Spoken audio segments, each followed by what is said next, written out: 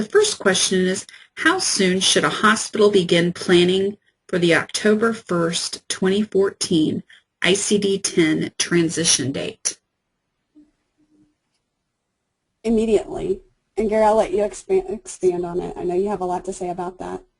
Well, I mean, I guess in terms of breaking down which element of the planning phase you're looking for, I mean, the goal of the assessment and the goal of a lot of the upfront work is to really identify what's in front of us and necessary, which items are going to provide the most roadblocks, and what types of plans do we have to overcome those roadblocks, is to really develop a formal documented project plan with a good risk mitigation strategy and a set of cross-functional people overseeing it.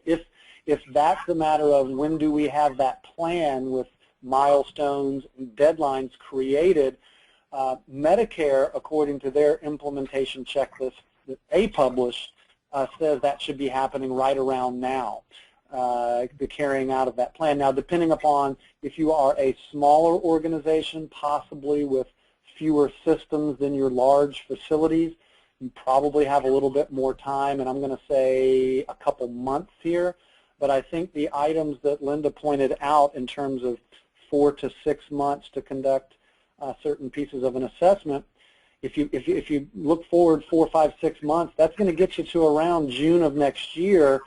So every month where we don't have that plan, we're potentially reducing the amount of time we have to fix problems that are inevitably, going to happen from July, August, and September. And we really need to make sure that we kind of back into hopefully being completed third quarter of 2014, not looking at October as the finish line, but rather looking at something like July 1st or October 1st possibly as the starting line to make sure we're there. Linda, any additional thoughts? Yeah, I'll just add that it is really important to identify that, to get to the point where you know your project plan and what are all the other projects you have going on concurrently that could interfere and cause hiccups for you across the board with your staff. So if you're depending on vendors again, you're depending on outside resources on a certain amount of it for your testing and for getting that information back from your payers and clearinghouses and so forth, that if you have more time to work those things out, you can get on their calendars sooner than later because everybody's going to be doing this at the same time. That's right. Yep. That's right. And I think that looking at those external impacts to the project are vital to consider the internal as well. Whether you have 2 doctors, 20 doctors, or 200 people that are documenting in medical records, whether it's a paper record or an electronic record, there may be a need for a cultural shift with some of those clinicians to recognize the potential increased granularity and level of detail required for the documentation.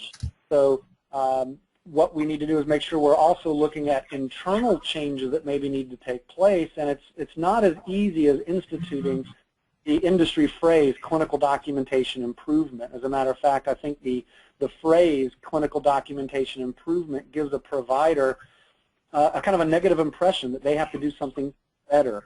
What I prefer we do is start and institute early on in this process internally the clinical documentation awareness program so that we're able to identify which providers or which departments may need to recognize a potential need to change the way they document or how much they document or where they document, and actually getting that program ramped up and running may take a couple months of identifying super users and leaders and people that are willing to be vocal communicators about the importance of this project. So from the external side, the IT and the vendor stuff is kind of hardwired into their plans, but changing mindsets internal to an organization and getting buy-in sometimes can take a bit of time. And without a formal plan, there could be an impression by some providers that this will just go away one day, and I don't think that's the case, respectfully. Good point. And something to keep in mind at the end of the day, this is how you're going to get paid. And we know in rural health that we're relying heavily on Medicare and need those payments coming in, and this is changing the way all your revenue cycles are going to work. So at the end of the day, if you're not ready, it could hold up your payments. Thank you both. What is the realistic amount of hours it will take to train an individual coder for the transition from ICD-9 to ICD-10? Excellent. I'll take that one. There are different published accounts. You'll see some from AHIMA, the American Health Information Managers Association. I do happen to have the AHIMA ICD-10 trainer certificate, ambassador, etc. I've also been a certified professional coder instructor for a little over a dozen years, and various estimates I've seen that I trust would begin with around 16 hours of continuing education on the what are referred to as the coding guidelines, the general coding guidelines and documentation rules to really show the similarities and differences from 9 to 10. That does not take into effect what I believe is step one. And step one for coders training is anatomy and physiology. And I've done this 20 years. There are people that have done this type of work 20 and 30 and 40 years that still would benefit from an increase in an understanding how the human body works, so that we're not just going to the physician saying, hey, you need to change the way you write things down.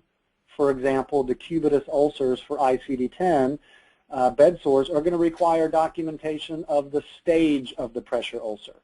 Well, I may have a doctor documenting perfectly right now, indicating what level of thickness the bed sore is impacting, whether there's necrotic tissue, whether there is impact to the vascular system or nervous system, that would give somebody with clinical knowledge and awareness of what stage it is.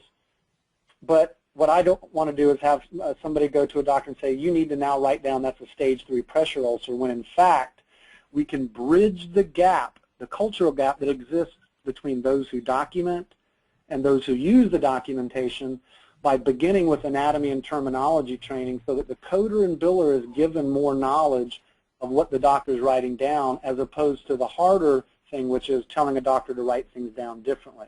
So I would add at least 8 hours of anatomy and terminology training to the initial 16 hours of generic ICD-10 education, and then my estimate is about 2 to 3 hours per ICD-10 chapter that person is involved in coding. So if they do the nervous system, there's 2 to 3 hours just going through the nervous system chapter.